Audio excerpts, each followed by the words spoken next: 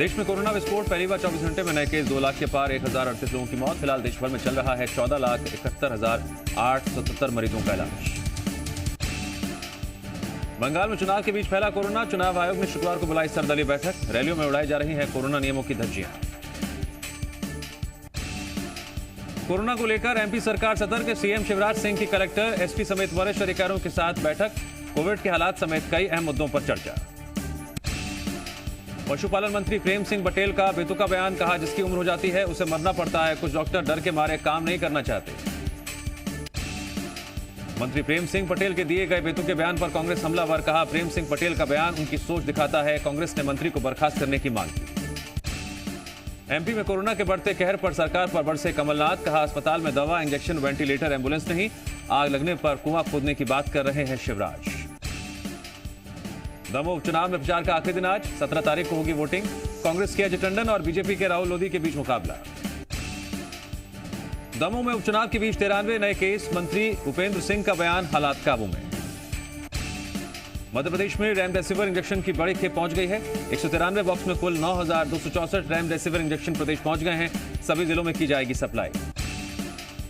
सोनू सूद ने एक बार फिर बढ़ाया मदद के लिए हाथ, इंदौर के लिए 10 ऑक्सीजन जनरेटर भेजे हैं। उन्होंने कहा कि मां अहिल्याबाई की नगरी इंदौर में सब कुछ ठीक ठाक होगा। रायपुर में सीएम बघेल की अध्यक्षता में हुई सर्वदलीय बैठक। बैठक में सरकारी निजी हॉस्टल को आइसोलेशन सेंटर बनाए जाने का सुझाव। पूर्व मंत्री केदार कश्यप ने छत्तीसगढ़ सरकार पर लगाया बड़ा आरोप, कहा जनता के इलाज की व्यवस्था करना छोड़ असम के विधायक प्रत्याशियों की सेवा में लगी है सरकार। गरियाबंद कोविड आइसोलेशन सेंटर में लापरवाही मामले में कलेक्टर ने बनाई जांच समिति। मरीजों को गंदा और बासी खाना दिए जाने का वीडियो हुआ था वायरल। ग्वालियर के भीतरवार स्थित वैक्सीनेशन सेंटर में 2 युवकों ने किया उत्पात। शराब के नशे में की हंगामा, तोड़ी टेबल कुर्सी, डॉक्टर से किया अभद्रता।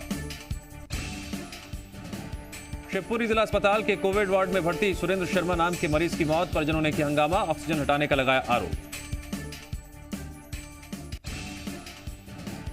जबलपुर के बॉम्बे हॉस्पिटल में कोविड संदिग्ध मरीज की मौत के बाद परिजनों का हंगामा, प्रबंधन पर लगाया लापरवाही का आरोप।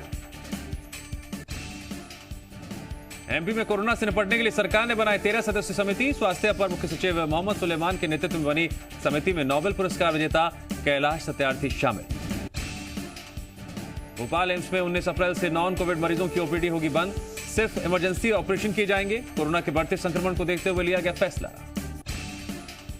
इंदौर पुलिस मजदूरों के ठहरने और खाने पीने का इंतजाम कर रही है। राव बाईपास पर 1000 स्क्वायर फीट का टेंट लगाकर की सुविधा युक्त ठहरने की व्यवस्था। रतलाम में बैगन की सब्जी खाने से एक व्यक्ति की मौत, परिजनों ने कहा लॉकडाउन में दुकानें बंद, सूखे रखे बैगन की बनाई थी सब्जी। जबलपुर में कोविड केयर सेंटर में मरीज के परिजनों पर डॉक्टर से अभद्रता का आरोप, डॉक्टर ने की कार्रवाई की मांग, कार्रवाई न होने पर अस्पताल में सेवा न देने की चेतावनी।